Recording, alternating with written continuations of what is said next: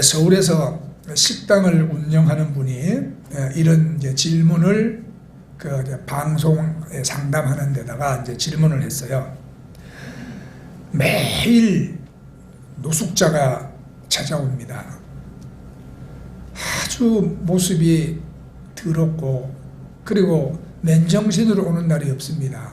항상 술래를 푹 풍기면서 와가지고 밥을 그냥 달라고 하는데 어떻게 해야 하나요? 그것뿐만이 아니에요. 이 노숙자는요, 이 식당 주인이 교회 다니는 신자인 줄 알고는 또 돈을 요구한답니다. 네. 안 주면 하나님 믿는 사람이 사랑이 없다고 막 비난하면서 막 떠들어 제낀대요. 여러분, 이런 경우에는 어떻게 해야 하나요? 하는 것이 질문의 여지예요. 여러분 어떻게 하시겠어요? 네? 난감하네. 이게 불쌍하다고 받아주면 이분 장사는 끝이요. 그죠? 그런 노숙자 몇몇 명 들어와도 냄새 때문에 다른 손님 안 옵니다. 그러니까 이 음식점 한 군데만 지금 이런 어려움을 겪는 게 아니잖아요.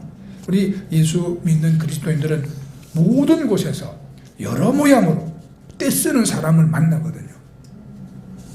그리고는 사랑을 실천하라고 막 강요를 합니다. 근데 우리가 알아야 할 것은 사랑에도 원칙이 있어야 하는 것이거든요. 이런 음식점은 정상적인 손님들이 돈 내고 또 대접을 받고자 음식점 가잖아요. 그렇지만 노숙자 대접은 다른 방법으로 해야 하는 거예요. 그러나 우리가 원칙만 앞세우고 또 사랑을 실천하지 않는다면 그것도 우리가 하나님 앞에서 잘하는 것은 아니죠.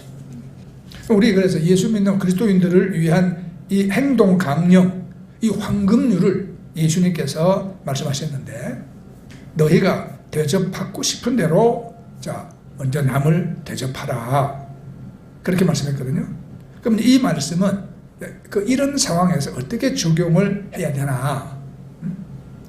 여러분, 첫째로 여기 친절이 대접이라는 사실, 친절. 사람들은 예수님이 말씀하신 황금률이 좋지만 그걸 우리가 이행하고 실천하기가 어렵다고 늘 생각을 합니다. 대접은 받지만 대접하기는 싫다 이거예요. 그러나 사실 누구나 또 무리하게 대접받기를 원하지 않잖아요. 아니 내가 돈이 없다고 다른 사람이 막 자기 집 팔아서 내게 준다면 여러분 좋아할까? 정신 나간 사람 아니면 그걸 원치 않습니다. 그건 대접이 아닙니다. 그건 비정상입니다. 그거는. 정신이 제대로 된 사람이라면 다른 사람이 무리하게 내게 잘해준다면 이건 기쁨이 아니라 걱정입니다. 물론 삼성의 회장님이 나를 좋게 봐가지고 몇억 원을 그냥 준다면 선물이요 하고 준다면 얼마나 좋겠어. 네? 그런데 정상적인 사람이라면 이유 없이 주는 돈을 받지 않습니다. 그러니까 우리가 친절이나 도움은 이해할 수 있는 수준이어야 하는 거예요. 그렇다면 우리는 남에게 이제 어떤 대접을 받고 싶은가? 친절이잖아요. 여러분들 모든 사람이 여러분에게 다 친절하게 대해주기를 원하잖아요. 친절은 우리가 막 재산을 손해보고 막 목숨을 내주는 게 아니거든요. 따뜻한 태도와 말입니다. 자, 잠언서 15장 1절에 유순한 대답은 분노를 쉬게 하여도 과격한 말은 노를 격동하느니라. 예수님도 온유한 자는 복이 있다고 하십니다. 그래요. 우리는 누구나 부드럽고 친절하게 대해주기를 원합니다. 강아지도 친절하게 대하는 사람을 좋아하고 따릅니다. 서울 중랑구에 초등학생의 친절한 선행으로 지어진 교회가 있답니다. 어느 날 노인이 길에서 쓰러져요. 그런데 사람들은 모두 다 그냥 지나칩니다. 그런데 초등학생 하나가 다가갔어요. 예, 할아버지 어디가 아프세요? 예, 저를 잡으세요. 노인은 창피하지만 고마워하면서 아이의 손을 잡고 자 갑니다. 정신을 차린 뒤에 물어요. 애야, 너 참 착하다. 네 소원이 뭐냐? 내가 할 수 있는 거면 들어줄게. 그 이 아이가 말했어요. 기특한 애야. 우리 교회 건축을 했으면 좋겠어요. 이 노인이요. 겉으로는 그냥 이렇게 뭐 수수하게 볼품없이 입었는데 상당한 재산이 있는 분이었답니다.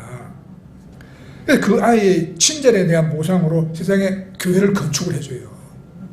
그리고는 그 아이를 보려고 교회 교인이 됩니다. 이 친절은 힘들지를 않아. 단지 습관만 하면 되는 건데, 자, 우리가 이 친절을 우리가 습관화하는 거, 그죠? 이게 사실은 좀 어려운 일이지, 그죠?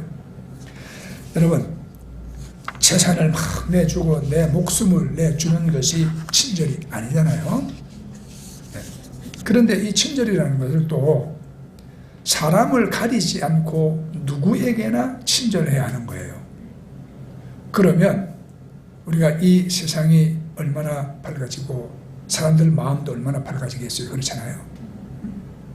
그런데 이제 이 친절도 원칙이 있어야 하는 거거든요. 원칙. 다시 우리가 그 음식점으로 돌아가 봅시다. 노숙자가 와가지고 술래 풀풀 풍기면서 먹을 것 좀 주세요. 뭐 밥 주세요. 돈도 주세요.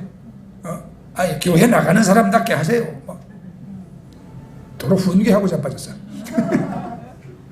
그러면 이게 교회 나가는 죄 아닌 죄로 이 행패에 가까운 무례한 요구를 들어주는 것이 맞느냐? 아니죠, 이게. 그게 아닙니다. 네? 여기는 노숙자 대접하는 곳이 아니잖아요. 자기 자신의 삶이 걸려있는 사업하는 곳이잖아요. 그러니까 자 이렇게 그냥 노숙자들이 와가지고 막 무례하게 뭘 내놔라 달라 요구하고 버티고 자리 차지하고 있어야 될 곳이 아닙니다. 그렇기 때문에 여러분 분명한 원칙과 기준이 있어야 하는 거예요. 친절을 베푸는데도. 그리고 그것을 우리가 꾸준히 지켜나가야 되거든요. 원칙이 무너지면 감당하지 못합니다.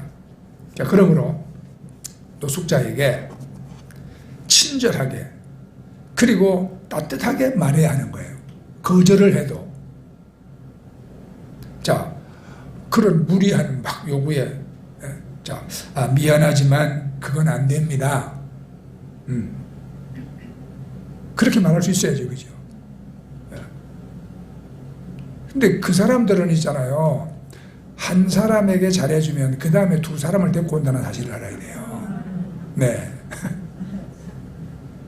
그러면 그 장사가 어떻게 되겠어요, 그죠? 그러니까 안 되는 거야. 근데 거절해야 되는 거야. 예. 그럼 그렇게 해도 친절하고 따뜻한 말로 해야 돼요. 네. 자, 미안하지만 지금은 안 되겠네요. 나중에 손님 없는 시간에 오면 제가 밥을 드릴 수 있습니다. 뭐 이렇게 말한다든지, 그죠? 그러니까 우리가 어떤 원칙을 지키되 차별 없이 어느 누구에게나 온유함으로 해야 하는 것이거든요. 그래야 우리가 질서가 분명히 확립이 돼요. 하나님은 무질서를 미워하십니다. 그래서 이 예수님이 말씀하신 이 황금률은 이렇게 적용되는 거예요. 예? 어느 분야나 다 마찬가지야.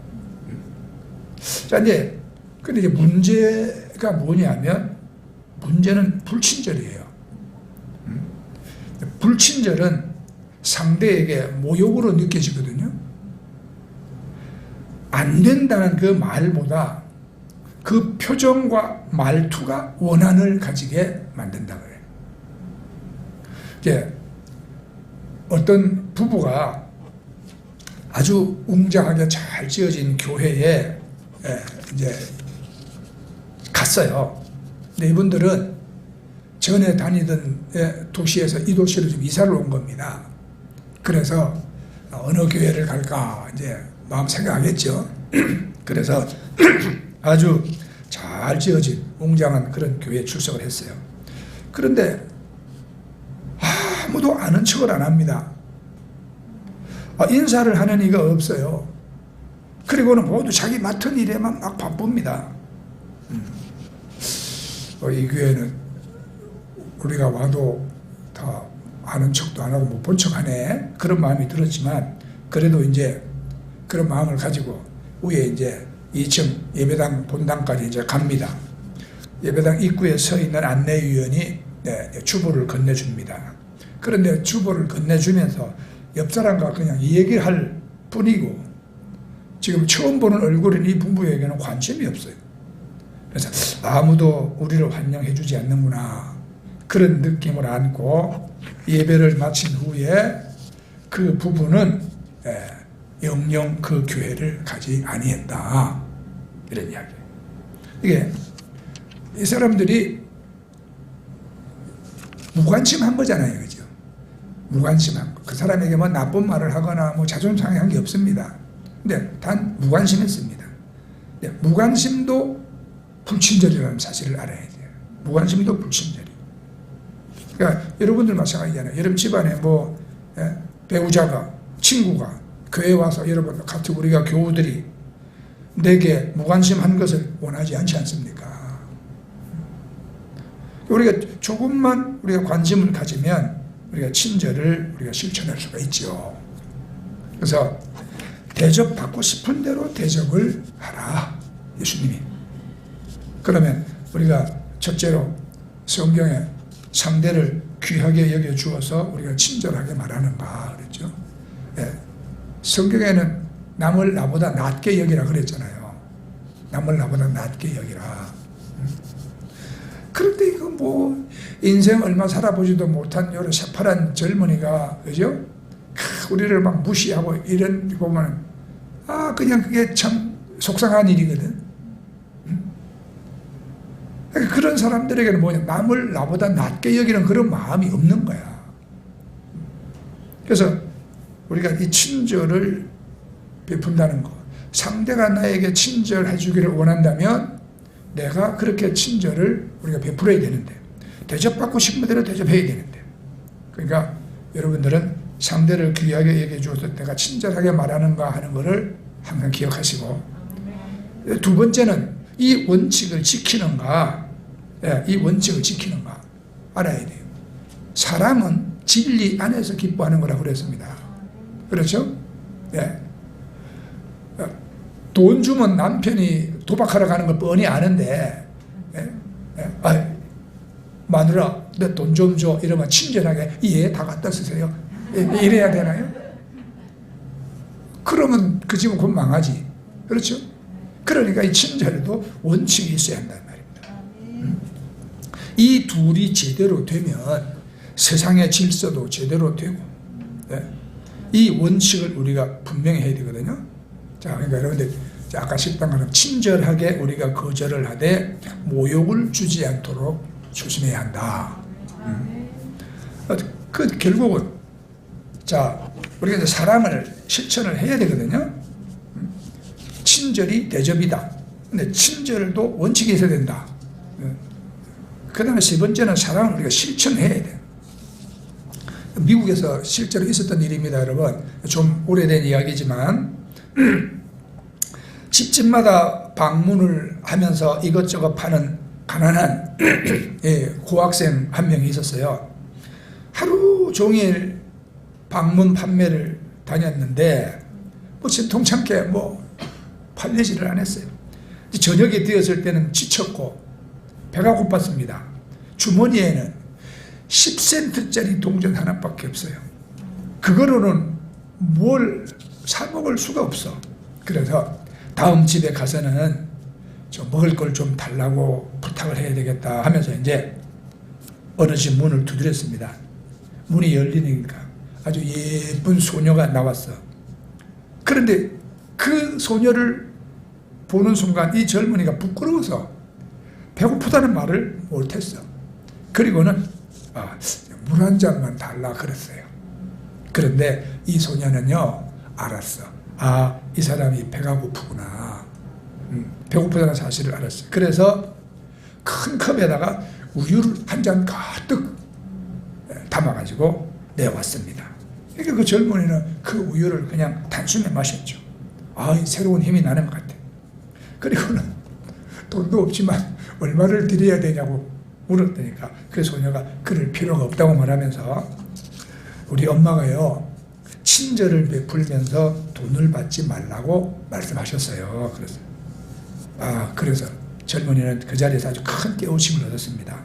자, 그로부터 10수년이 지난 후에 이 소녀가 좀 성장했겠죠? 예. 근데 심상치 않은 병에 걸렸어. 그 도시의 병원에서는 이게 감당할 수 없는 병이라 그랬어요. 그래서 의사는 있잖아요. 큰 도시에 전문 의사를 불러오면 고칠 수가 있다. 그래서 오게 된 의사가 하워드 켈리라는 박사인데 이 박사가 그 소녀에게 우유 한 잔 얻어 마셨던 바로 그 젊은이였어요. 그때 방문 판매를 하고 집집마다 문 두드리고 다녔던 이 고학생이 나중에는 훌륭한 의학 박사, 하워드 켈리 의학 박사, 산부인과 분야에서는 아주 독보적인 존재로 미국의 아주 유명한 존스 홉킨스 의과대학이 있거든요. 의과대학을 창설한 멤버 중에 한 분이에요. 이분이. 이 하워드 켈리 박사가 그 환자를 딱 만나봤는데 이 얼굴이 다 본 것 같아. 어디서 봤을까? 이 도시에 자기는 어떻게 만난 적이 없는데 하고 생각해 보니까 옛날에 자기 우유 한 컵 줬던 그 소녀가 생각이 나요. 그래서 살살 이야기를 해보니까 그 소녀야. 그래서 이 켈리 박사는 지금까지 개발된 모든 의료기술, 자기가 알고 있는 의학 지식을 다 동원해서 치료합니다. 결국 부인과 질환으로 이게 치료하기 상당히 힘든 케이스임에도 불구하고 마침내 치료에 성공했어요. 완치됐어요. 자, 병원에서 이제 치료비 청구서를 보냈습니다. 그 환자는 엄청나게 많은 치료비가 나올 거다 생각을 하면서 청구서 봉투를 뜯었습니다. 근데 그 안에 이렇게 쓰여져 있었어요. 한 잔의 우유로 모두 지불되었음. 이 친절은 값이 없는 거예요, 여러분. 우리는 모든 것을 돈으로 따지려 하지만 가끔은 돈으로 따질 수 없는 그런 친절에 사람들이 감동을 받고 하지 않습니까? 제가 지금 말씀드린 이 이야기는 마음이 쉬는 의자라는 그 책에서 제가 따온 이야기입니다. 그리고 그 중국의 그 명나라 때 그 어느 황제는 사냥하기를 상당히 좋아했는데 왕궁 주변에서 이렇게 사냥하려고 왕 전용 사냥터도 만들어 놓고 했지만 거기는 별로 재미가 없어. 맨날 가봐야 갔던 데 또 가고 하잖아요. 그래서 이 왕은 평복을 하고 그 다음에 따르는 호위 무사들도 그 한 몇 명만, 서너 명만 데리고 다 평복을 하고 그리고는 가끔 저 먼 딴 지방 가서 사냥을 하고 했답니다. 하루는 중국 저 남쪽 광동성 저쪽을 가가지고 사냥을 하는데 그날따라 갑자기 비가 엄청나게 소나기가 쏟아지더랍니다. 비 피할 곳이 없어. 그래서 그냥 산속을 헤매다가 다행히 저기 어떤 저수지 옆에 조그마한 정말 오막살이 같은 집이 하나 있는 걸 발견을 했어요. 그래서 그 집 문을 두드리니까 거기 어떤 주인장 되는 사람이 이제 나왔는데 나이가 젊지도 않고 많지도 않고 그래서 사정을 이야기하죠. 우리가 이렇게 비 맞고 있는데 비를 잠시 집에도 피할 수 있을까요? 그러니까 어서 들어오시라고 그리고는 춥잖아요. 비 맞으니까 그냥 또 이제 막 불을 피워서 따뜻하게 해주고 그리고는 여기 워낙 시골이고 또 우리 살림이 궁벽해서 신통하게 대접해 드릴 건 없지만, 그래서 자, 따뜻한 식사라고 하시라 그러면서 뭘 주방에서 막 만들어 가지고 이제 나와서 그렇게 대접을 하더랍니다. 근데 왕이 가만 보니까 정말 사람이 친절하고 정말 마음씨가 착한 거예요. 거기다가 그 집에 뭐 변변찮은 재료를 가지고 급히 만들어내온 요리를 먹어보니까 아, 세상에 맛이 그렇게 좋을 수가 없대. 네, 기분 좋으면 맛도 좋은 거예요. 네, 그리고는 이제 비가 묻었습니다. 고맙다고, 참 우리 참 신세를 졌다고. 도대체 우리가 이거 얼마 안 되지만 이걸 받아달라고, 왕이 주는 건데 그 뭐 어째 뭐 적게 줬겠습니까? 이래가지고 탁 주니까 이분이 세상에 이런 법이 없다고. 아니 길 닫은 어려움을 처한 사람 집에 들어오고 당연한 일을 내가 한 것이지, 내가 이거 돈을 받으면 안 된다고 그거 사양하더래요. 결국 못 줬어. 왕이 돌아오면서 생각합니다. 야, 참 훌륭한 사람이다. 그러면서 그럼 당신은 소원이 뭐요? 내가 물어보니까 이분이 나는 뭐 큰 그런 마음에 뭐 이 소원이 없습니다. 그저 여기는 변두리니까 저 시내 가서 조그마한 음식점 하나 차렸으면 좋겠습니다. 그게 내 소원이에요. 지금 열심히 그날을 바라보고 일하고 있습니다. 그러더래. 왕이 어떻게 했겠어요? 당장 그 마을 그 시내에 음식점을 차릴 수 있도록 왕이 다 도와준 거예요. 그리고는 자 거기 친히 글을 내렸을 거예요. 글을 왕이 쫙 친필을 써가지고. 네. 그러니 이제 그 집 식당은 어떻게 됐겠어요? 네, 그 집 식당은 표 받으면 한 200번쯤 될 거야.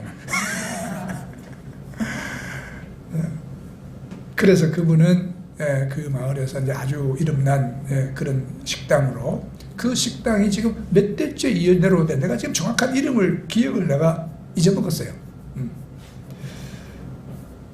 이게 우리가 이런 친절은 사람에게 정말 가장 큰 자산이라는 말이 있습니다. 가장 큰 자산. 이 친절함으로 손님을 잘 영접해가지고 기업을 일으킨 일화가 또 있어요. 우리 한국에서 제일 땅값이 비싼 곳 그러면 명동에 또 어디? 명동과 상업은행이 있는데 그 지역. 그런데 일본에서 제일 비싼 땅은 어디겠어요? 동경. 그죠? 도쿄는 또 너무 넓어. 도쿄 어디? 긴자. 아니요. 신주쿠라는 곳입니다. 네. 들어봤을 거예요. 신주쿠. 그 중에서도 신주쿠도 또 넓어. 고야라는 그 거리가 아주 황금의 땅이래요. 우리 명동 그쪽 상업은행 쪽은 금싸라기 땅이라고 그러잖아. 여기는 황금의 땅이라고 그러네. 이 땅을 소유하고 있는 사람은 상하이라는 회사의 이치무라 사장인데, 이 땅을 소유하게 된 내력이 아주 전설처럼 내려오고 있습니다. 1945년에 일본이 태평양 전쟁에서 졌지 않습니까? 나라가 온통 그냥 막 쑥대밭이 됐죠. 그런데 이치무라 사장은 폐허가 된 이 수도 도쿄가 이제 재건이 될 것이라고 딱 내가 보는 겁니다. 그리고는 미리 요지의 땅을 찾아서 나섰어요. 이분이 딱 살펴보니까 이 4번가, 그때 당시에 4번가 이 땅이 가장 좋은 요지임을 알았어. 그래서 땅을 사기 위한 교섭에 나섰습니다. 그래서 주변에 뭐 여러 군데 땅도 이렇게 매입을 했는데, 이 가장 큰 넓은 땅을 소유하고 있는 전쟁 미망인, 남편이 전쟁에 죽었어요. 어떤 할머니가 이 이치무라 사장의 끈질기 설득에도 불구하고 막무가내요. 우리는 안 판다 이거야. 근데 이제 오래 끈질긴 교섭 끝에 얻은 소득이 있다면 내가 며칠 생각해서 결정해 주겠다. 이런 대답뿐이었어요. 근데 어느 겨울날 있잖아요. 눈이 퍽퍽 쏟아지고 나름 부쩍 추운데 이치무라 사장의 회사로 이 땅 주인 노파가 찾아왔어요. 그 앞에서 뭐 사물을 보던 이 여직원이 얼른 자리에서 일어나가지고 그 할머니 옷에 묻은 눈을 털어주면서 어서 오세요 할머니, 이 눈길을 어떻게 오셨나요? 넘어지지는 않으셨습니까? 하면서 막 따뜻한 미소를 띠면서 접대를 했어요. 그리고는 그 막 흑투성의 신발을 벗겨주고 자기가 신고 있는 슬리퍼를 신겨주면서 사장실이 있는 3층까지 이렇게 잘 부축해서 모셔다 주었습니다. 요 과정에서 이 땅 임자인 노파가 마음에 감격을 한 거예요. 야, 입구에서 뭐 접수를 보나 뭐나 하는 이 아가씨가 이처럼 훌륭하면 사장님 역시 훌륭한 분일 것이다. 그렇게 생각한 거죠. 그래서 사장실에 들어선 순간 이 할머니 마음이 고쳐먹었어. 좋습니다 사장님, 내 땅을 조건 없이 양도하겠습니다. 이분은요 팔지 않겠다는 말을 전하러 왔다가 오히려 조건 없이 땅을 팔겠다고 마음을 바꿨어요. 그 동기가 뭐냐, 사람을 움직이는 것은 무엇보다도 여러분 따스한 마음이다. 친절은 이렇게 신비한 기적을 줍니다. 그러니까 원칙에 따른 정말 우리가 이 수준 있는 그 친절이 우리 그리스도인의 얼굴이라고 그랬어요. 그러니까 사랑에서 나온 그 원칙과 친절을 계속 적용하면 우리들의 인격도 좋아지고 삶도 좋아지는 것이죠. 그래서 여러분 사랑받고 대접받고 싶으면 가까울수록 말을 조심해야 한다고 그러잖아요. 그럼 부부간에 자녀에게 또 교회에서 우리 교우들지간에도 말하기 전에 한번 생각해 보세요. 모르는 사람도 마찬가지고 우리가 여러분 친절하게 말하는가, 상대를 높여주는가. 그리고 여러분 인사도 먼저 하세요. 인사도. 그러니까 인격자란 뭐가 막 크게 희생하는 게 아니라, 그리고 이렇게 항상 친절하면 그것이 인격자다. 교회에서 하는 이 프로그램 중에 알파 코스라는 프로그램이 있습니다. 알파 코스. 트레스 티아스하고 좀 비슷해요. 여기 트레스 티아스 갔다 오신 분도 있죠. 남 집사님 갔다 왔고, 윤 집사도 갔다 왔고, 네. 누가 갔다 왔어요? 현미 선생님도 갔다 왔고. 이건 친절하게 사랑으로 섬기는 거예요. 그렇게 해서 그 사람의 마음을 녹이고 예수 믿게 만드는 거거든요. 그런데 이 알파 코스는 서로 목회적으로 돌봐야 된다. 네. 목회를 목사가 하는 게 아니에요. 여러분 스스로가 그 목회하는 마음으로 서로 돌봐야 한다. 그걸 가리키는 거예요. 그러면서 세 가지 자세를 말합니다. 세 가지 자세. 첫째는 격려하라. 격려하라. 두 번째는 들어주라. 들어주라. 세 번째는 화평케 하라입니다. 화평케 하라. 격려는 위로하고 칭찬하고 소망을 주잖아요. 또 잘 들어주는 것은 말뿐만 아니라 상대방의 마음까지도 이해를 하는 겁니다. 그리고 화평케 하려면 나와 다르다고 공격하거나 막 가르치려고 대들지 말라 이 말이에요. 그리고 어떤 의견 차이가 있어도 끝까지 말로 이기려고 하지 마라. 그러겠어요. 근데 여러분 이런 내용을 알아도 행동에 옮기려면은 역시 하나님의 도움이 있어야죠. 그죠? 그래서 우리가 항상 성령의 충만함 속에서 성령님의 감화 감동 그 다스림을 우리가 따라야 되는 것이거든요. 우리가 뻔히 아는 사실인데도 우리가 잘 못하고 있어. 그죠? 그래서 우리는 끊임없이 엎드려서 기도해야 되고 우리가 하나님 말씀을 읽어야 되고 네? 그래야 되는 거예요. 자, 이러한 원리와 목회적인 이 돌봄을 여러분 우리도 그걸 서로 적용하고 살아야죠. 네?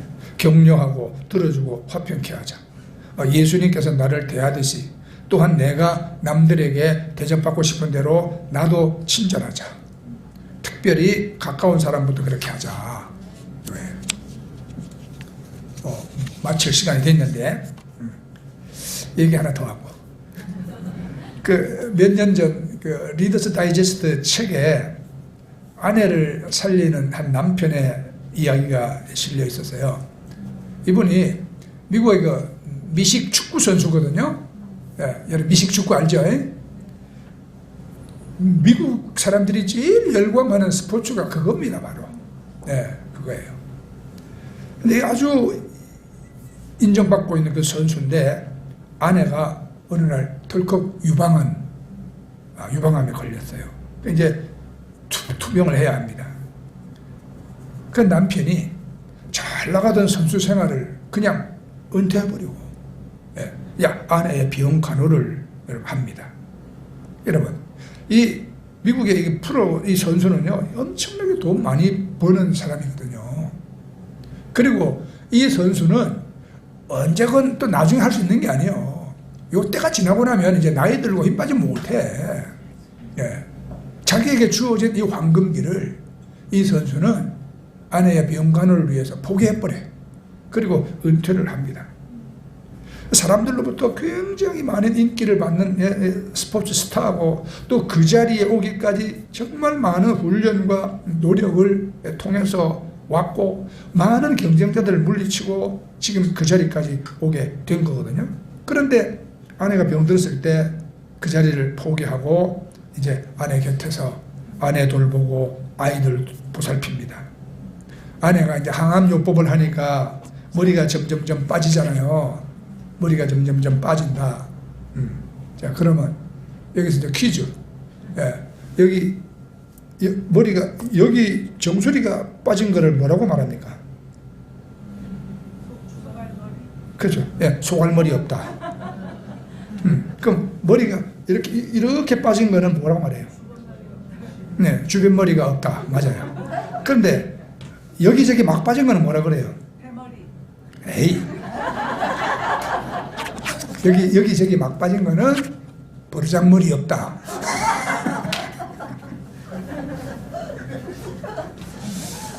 자, 근데 이제 이 아내가 항암요법을 하니까 이제 머리가 빠지잖아요. 졸고 있는 분이 있어서 우스갯소리 한번 해봤어요. 그러니까 이게 버르장머리 없이 여기 막 빠지는데 보기 싫으니까 이제 깎아버리거든요. 이제 싹 깎아. 그런데 미용사를 불러갖고 아내의 머리를 싹 깎는데 여성에게 있어서 이 머리를 깎는다는 것은 참 고통스러운 일이잖아요. 그런데 남편도 부인과 같이 자기 머리를 싹 깎아버렸어요. 그 아내의 고통에 같이 동참을 한 거죠. 그 남편은 아내의 그 병에 대해서 모든 시간을 헌신합니다. 마치 이 미식 축구를 훈련하고 연구하고 막 연습하는 것 같이 전문 서적을 찾아보고 같은 병에 걸렸다가 완치된 사람들을 찾아서 어떻게 완치됐는지 그 경험을 다 들어보고 그리고 이런 환자를 어떻게 잘 돌봐야 되는지 그냥 연구하는 거예요. 이 축구할 때 같이 작전 계획을 세워서 그리고 암과 싸우는 일을 같이 했어요. 결국 아내의 병은 완치되었죠. 기자가 이제 그 남편 인터뷰를 했습니다. 어떻게 축구 선수를 은퇴하고 아내의 병을 고치게 되었는가 이제 질문을 하니까 남편이 말하기를 지난 10여 년 동안 우리 가정에서는 내 일이 가장 우선이었습니다. 모든 식구들이 나를 중심으로 해서 생활을 했고 아내도 전적으로 나를 위해서 헌신하고 희생을 했습니다. 그런데 이제는 아내가 나를 필요할 때가 되었고 그래서 아내를 중심으로 해서 우리의 삶이 이루어질 수밖에 없었습니다. 그래서 나는 아내 곁에 있어야 되는 것이고 이것은 내가 책임져야 하는 일이고 내 의무입니다. 자, 이렇게 이야기를 했습니다. 지난 주일 예배에 자, 내가 사랑에 대해서 여러분 설교를 했죠. 사랑 기억하십니까? 그렇죠. 먼저 찾아오는 것이 하나님의 사랑이에요. 그러니까 끝까지 책임지는 것이 사랑이라고 말씀드렸어요. 그렇죠? 근데 오늘 말씀 보세요.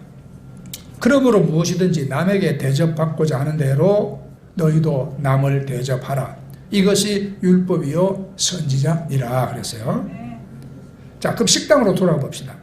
만약 식당에 도움을 청하러 온 노숙자가 주인에게 무례하게 행동하지 않고 겸손한 태도로 정중하게 좀 도움을 요청을 한다면 이 사람은 더 많은 도움을 얻을 거예요.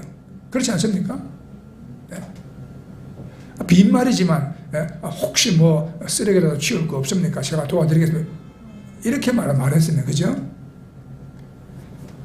그리고 이 미식축구 선수 아내가 이제 결혼 생활을 10년 차인데 그 10년 세월 동안 이 아내가 이렇게 남편을 위해서 막 그냥 헌신적인 삶을 안 살고 돈 많이 벌어다 주는 남편이니까 그 돈 가지고 여러분 막 그냥 사치하고 나가서 딴 남자 만나고 뭐 그냥 뭐 놀고 이렇게 불성실했다면 지금 이 남편이 이럴 리가 없잖아요. 그죠? 그래요, 안 그래요? 예. 그러니까 자 먼저 그 아내는 남편 대접을 잘한 거예요. 그래서 그 대접을 받는 거예요. 그죠? 네. 그래서 우리 그렇습니다. 네. 아무리 노숙자라도 정말 친절하게 그리고 정중하게 도움을 요청하면 무시당하지 않습니다. 그리고 자기 원하는 것보다 더 많은 도움을 받을 수도 있습니다. 우리 교회도 그래요. 요즘은 어디 갔는지 안 보이는데 겨울에 여기 저쪽에 있을 때요. 눈 많이 오면 눈잡 들어가 저 혼자 막 눈치 오는 사람이 있어요. 교회 와서 오줌 간다고 하던 사람이요. 그리고 내가 아니 왜 와서 교회 마당 눈치 오는가 하면 아이 목사님 이게 뭐 힘듭니까? 내가 목사님 신세 졌는데 나 이거라도 해야죠. 이러면서 눈치 오요. 내가 기특하더라고. 그래서 내가 밥도 사줬어요. 우리가 그렇습니다, 여러분.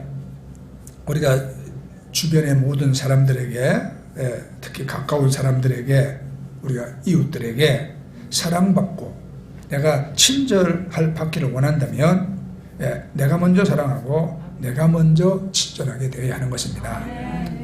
그리고 그 사랑은 불의를 기뻐하지 아니하며 진리와 함께 기뻐합니다. 그렇죠? 고린도전서 13장 6절의 말씀. 진리와 함께 기뻐한다는 말은 기준이 어디 있습니까? 예수님 말씀이 진리인 거예요. 그렇죠? 예수님 말씀이. 자, 끝내겠습니다. 여러분들이 오늘 예수님이 하시는 이 말씀을 여러분들 마음에 잘 새기시고 여러분들이 사랑을 실천하되 그 사랑의 실천은 이 친절에서부터 시작되는 것이다. 사랑도 친절도 원칙이 있어야 한다. 진리 안에서 베풀고 기뻐하는 것이다. 아멘. 네, 맞습니다. 자, 우리 찬양하고 우리 하나님께 기도하도록 하겠습니다.